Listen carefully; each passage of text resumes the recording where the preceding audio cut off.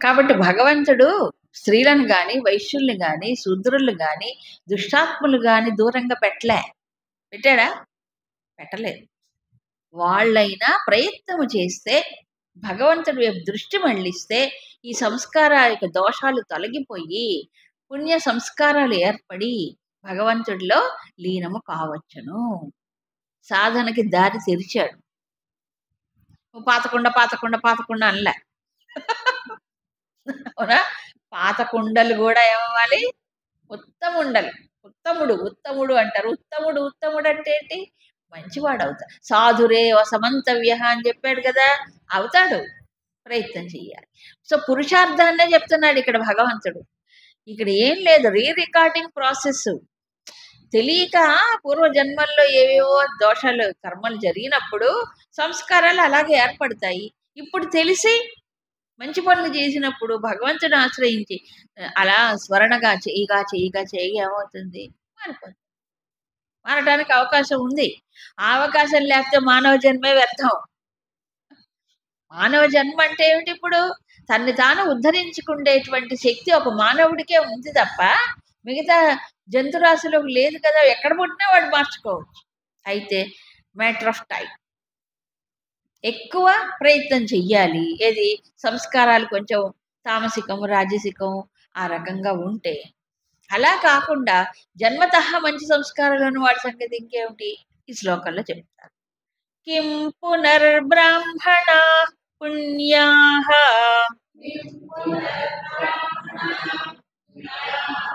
భక్తా రాజర్షయస్తథా అనిత్యమసుఖం లోకం ఇమం ప్రాప్య భజస్వ మాం. ఇప్పుడు వైశ్యులు, శూద్రులు, స్త్రీలైనా వాళ్ళు పరమగతిని పొందవచ్చు నన్ను ఆశ్రయించినప్పుడు అని చెప్తే, ఇహ కిం పునః బ్రాహ్మణాః పుణ్యాః రాజర్షయః భక్తాః, వాళ్లే నన్ను పొందొచ్చు అంటే జన్మతః మంచి సత్వగుణంతో మంచి సంస్కారవంతులై పుట్టిన బ్రాహ్మణులు గాని, లేక పుణ్యాః పుణ్య సంస్కారాలు ఉన్నవాళ్ళు, పుణ్యకర్మలు ఆచరించేవాళ్ళు, ఇంకా రాజర్షయః భక్తాః. రాజర్షులు అంటే ఎవరు? రాజుగా ఉన్న ఋషులాంటి పవిత్ర జీవనం గడిపిన వారు, భక్తులైనటువంటి వారు. ఇంకా నన్ను పొందలేరా? వాళ్ళ సంగతి చెప్పాలా? వాళ్ళకి జన్మతః ఉంది. ఇంకా కొంచెం సాధన చేస్తే వాళ్ళు అందుకుంటారు. ఇక్కడ రాజర్షయః భక్తాః అలా ఎంతమందో ఉన్నారు. ఎంతమందో. ఎవరు? అంబరీషుడు ఇంకా బెస్ట్ పేర్కొనదగిన వాడు. అంబరీషుడు చక్రవర్తే, అవునా కాదా? ఎంత గొప్పవాడయ్యాడు.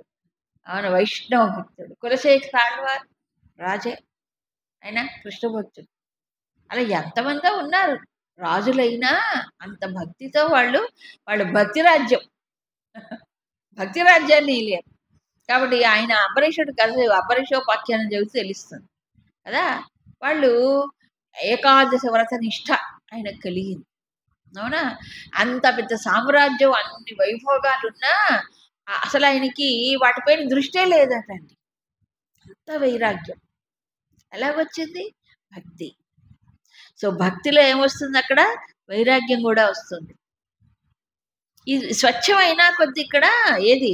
బుద్ధి స్వచ్ఛమైన కొద్ది వివేకం, వైరాగ్యం ఉదయిస్తాయి. అవే సహజంగా వస్తుంది. Clarity of thinking. ఏమిటి ఇవి భోగాలు, ఇవేమిటి ఇవన్నీ? అవి చుట్టూ ఉన్నాయి కానీ ఏమి అంటకుండా ఉండేవాడే అంబరీషుడు. అలా ఉన్నారు కదా మహాత్ములు. రాజర్షయ భక్తాః. ఇహ బ్రాహ్మణాః పుణ్యాః. వీళ్ళెవరు? సహజంగా జన్మతః మంచి సంస్కారం, మంచి విద్వాంసులు కానీ, శాస్త్రాలు తెలిసినటువంటి వారు కానీ, పుణ్యకర్మలు ఆచరించేవారు కానీ. బ్రాహ్మణులు అంటే ఏం చెప్పారు ఆ రోజుల్లో? యజ్ఞాలు చేయాలి, యాగాలు చేయాలి, శాస్త్రాధ్యయనం చేయాలి, శాస్త్రబోధ చేయాలి, మంచి మార్గాల్లో ఉండాలి, మంచి మార్గాల్లో నడిపించాలి. ఇది వాళ్ళ ధర్మం. ముఖ్యంగా ఇవన్నీ. కాబట్టి ఇలా సహజంగా మంచి జన్మ వచ్చినప్పుడు వాళ్ళు ఇంకా తొందరగా ముందుకెళ్ళచ్చు సాధన. కానీ ఇలాంటి జన్మలు వచ్చినా దుర్వినియోగం చేసుకుంటే ఏమవుతారు? ఇప్పుడు సమాజంలో అదే జరుగుతుంది. జన్మతః మంచిగానే సంస్కారవంతులయ్యే ఉంటారు. కానీ ప్రపంచాన్ని చూసి వాళ్ళతో వీళ్ళతో పోల్చుకొని అవునా కాదా? ఏమవుతున్నారు? ఒక మోహంలో పడిపోతున్నారు. ఆవేశంలో పడిపోతున్నారు. కాబట్టి ఏమన్నాడు భగవంతుడు? ఇది అవకాశం ఉంది. ఎవరికైనా మార్చుకుండే అవకాశం ఉంది చెప్పాడు. అనిత్యం అసుఖం లోకం ఇమం ప్రాప్య భజస్వమాం. ఇది నాయన పరిస్థితి. దుష్టాత్ములైన స్త్రీలైనా వైశ్యులైనా శూద్రులైనా నన్ను పొందొచ్చు. ఇక రాజర్షులు భక్తులు పుణ్యకర్మలు ఆచరించిన బ్రాహ్మణులు పొందలేరా? కిం ప్రశ్న అర్థకంగా ఇచ్చాడు. పొందలేకపోవడం ఏంటి అని అర్థం. పొందుతారు. కాబట్టి అర్జున ఫైనల్ కంక్లూషన్ ఏమిటది? అనిత్యం అసుఖం ఇమం లోకం ప్రాప్య మాం భజస్వ. అనిత్యం అసుఖం ఈ లోకాల్లో వచ్చి పడ్డావు నువ్వు. కాబట్టి ఏం చేయాలి ఇప్పుడు? మాం భజస్వ, నన్ను భజించు. అది కాబట్టి ఎవరైనా పొందడానికి అవకాశం ఉంది కదా, నన్ను భజి. అనిత్యం అసుఖం లోకం ఈ మాటలు ఇంతకు ముందు విన్నాం. అక్కడ దుఃఖాలయం అశాశ్వతం అని చెప్పాడు. అంటే ఏంటి? ప్రపంచానికి దుఃఖాలయం అశాశ్వతం.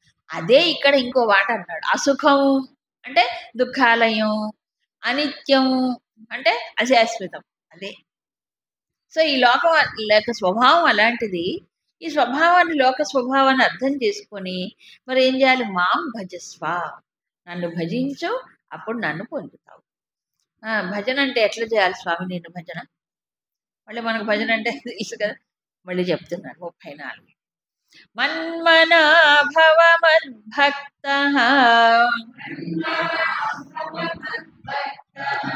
మద్యాజీ మాం నమస్కురు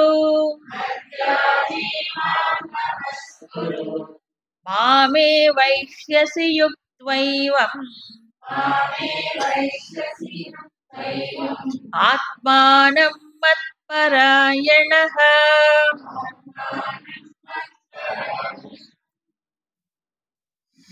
నన్ను భజించు అన్నారు కదా, ఎలా భజించాలి? మన్మనా భవ అంటే మనస్సు నా యందు నిలిపిన వాడివి భవ. మద్భక్త భవ అంటే నీ యొక్క ప్రేమని భక్తిని నా పైన నిలుపు. తర్వాత మద్యాజీ అంటే ఏంటి? నన్నే నువ్వు నాకే సమర్పణ చేయి. అంటే మామూలు యజ్ఞయాగాలు చేస్తారు కదా, అది. ఇంతకుముందు ఏం చెప్పారు?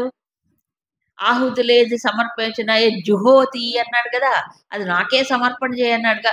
ఇక్కడ అదే మద్యాజీ భవ అంటే నాకే సమర్పణ చేయి. మాం నమస్కురు నాకే నమస్కారం చేయి నాకు. తర్వాత మత్పరాయణ భవ నన్నే లక్ష్యంగా పెట్టుకొని ఉండు. అప్పుడేమవుతావు? నన్నంటే నన్ను ఆత్మానం మత్పరాయణ. చూసారా ఇక్కడ? ఆత్మానం అంటే నీలో ఆత్మగా ఉన్న నన్ను, నన్నే లక్ష్యంగా పెట్టుకో. అప్పుడు ఇలా ఉన్నప్పుడు ఏమవుతున్నాడు? మాం ఏవ ఏష్యసి. ఈ ప్రకారంగా భగవంతుడితో అన్ని విధాలుగా అన్ని దృష్టిలో నుంచి సంపర్కం పెట్టుకొని లక్ష్యం పెట్టుకొని చేసినప్పుడు నన్నే పొందు. మాం ఏవ ఏష్యసి. ఏం చేయాలంటే ఇప్పుడు నాకే నమస్కారం చేయి, నన్నే నాకే సమర్పణ చెయ్యి, నా నా నా యందు భక్తి కలిగి ఉండు, మన్మనా భవ మనస్సును నా యందు నిలుపు. ఇది సాధన. సాధన అంటే ఏంటి? ప్రత్యేకంగా చెప్పండి, ఏం సాధన చేయాలో? ఏం ప్రత్యేక స్పష్టంగా చెప్తూనే ఉన్నాడు ఆయన. ఇంకేం సాధన చేయాలి? మన్మనా భవ మనస్సు నా యందు నిలుపు. ప్రయత్నం చేయాలి. నాకు నిలవట్లేదండి, ఏదో నిసరది వెళుతూనే ఉండదు, మళ్ళీ తీసుకొని ప్రయత్నం చేయి. మద్భక్త భవ అన్నాడు. ఇక్కడ ప్రత్యేకంగా చెప్పాడు. ఇదంతా భక్తి షట్కం కదా. ఏమిటంటే మనిషికి భక్తి అంటే ఏంటి? తనలో ఉండే ప్రేమని ఏం చేయాలి? భగవంతుడి వైపు మళ్ళించాలి.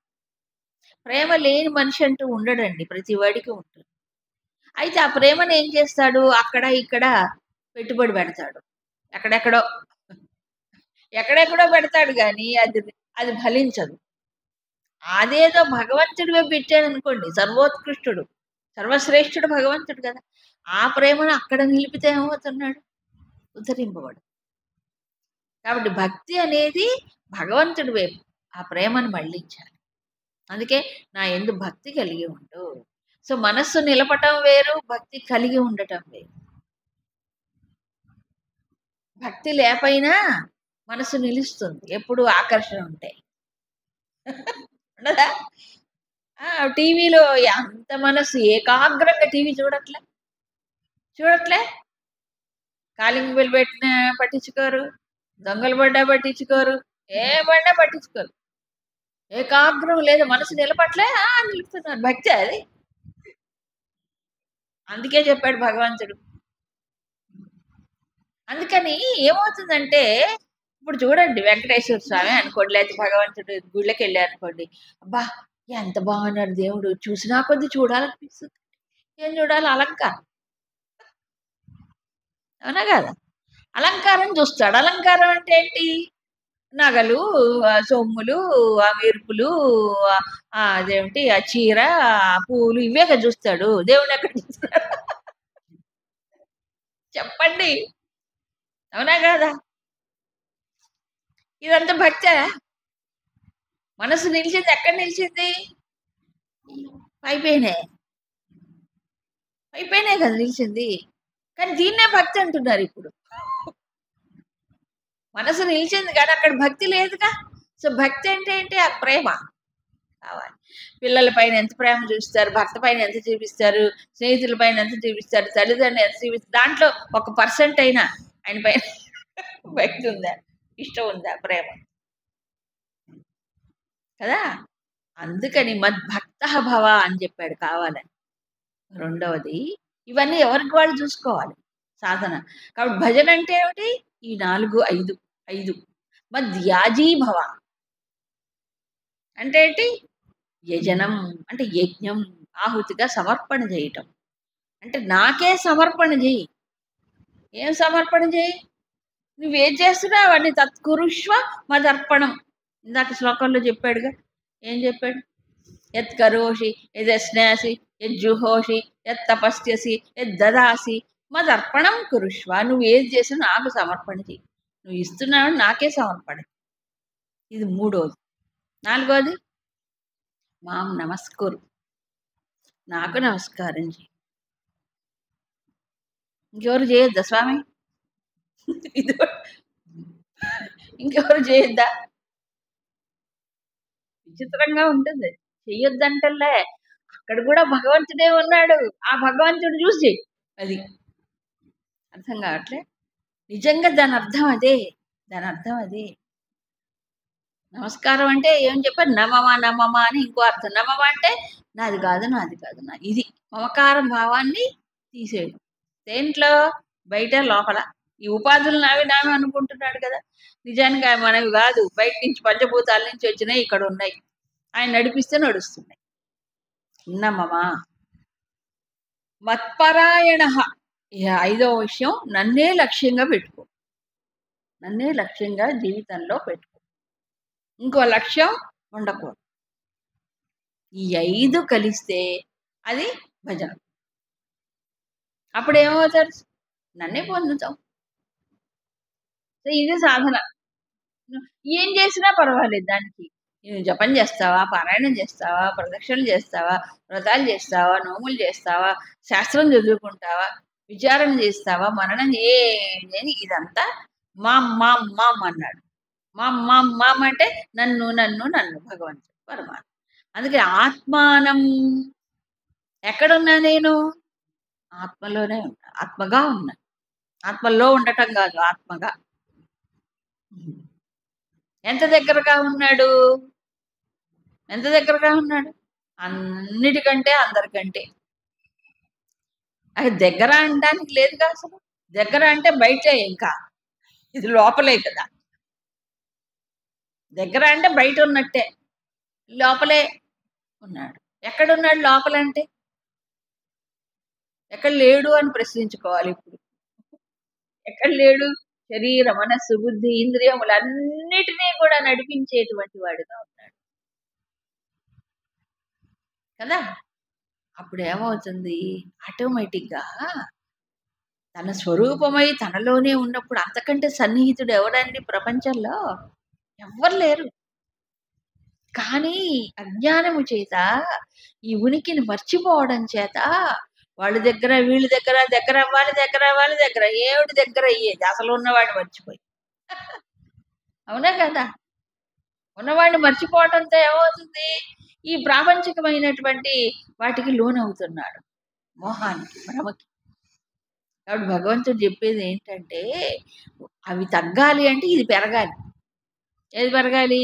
భగవంతుడిని దృష్టి పెరగాలి.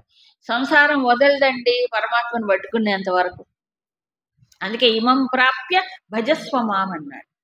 అంటే పడ్డావు తెలుసో తెలియకో ప్రపంచంలో వచ్చి పడ్డావు, ఇది అసుఖం అని తెలుసు, ఇది అశాశ్వతం అని తెలిసినప్పుడు ఇవి ఎందుకు పట్టుకోవాలి? అవునా.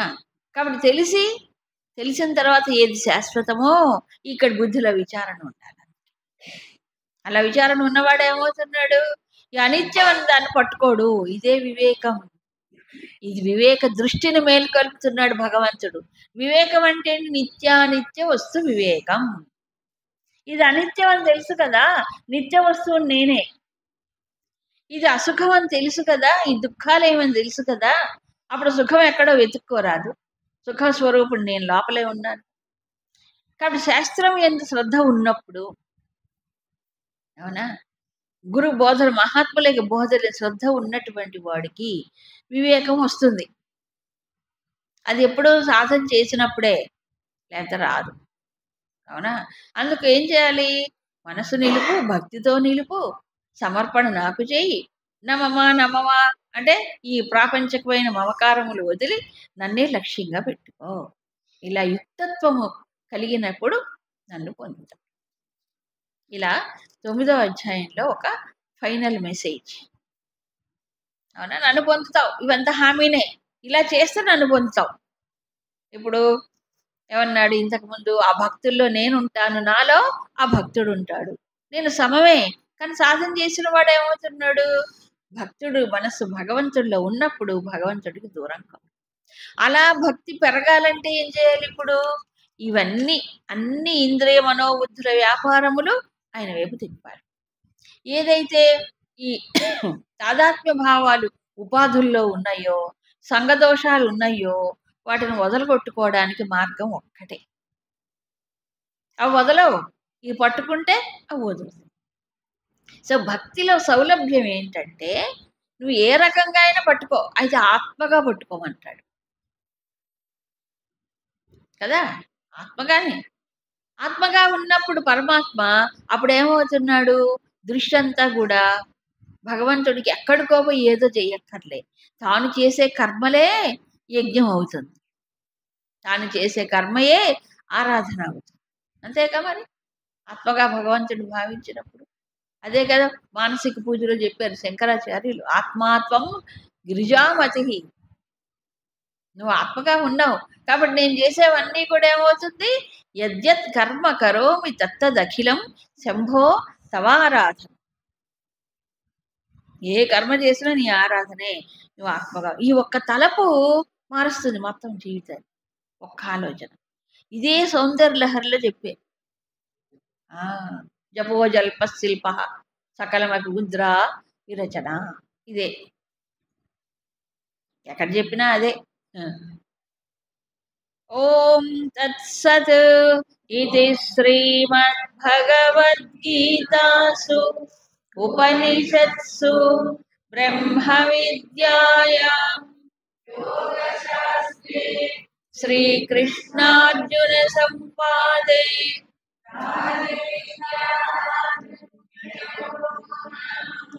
నవమోऽధ్యాయः.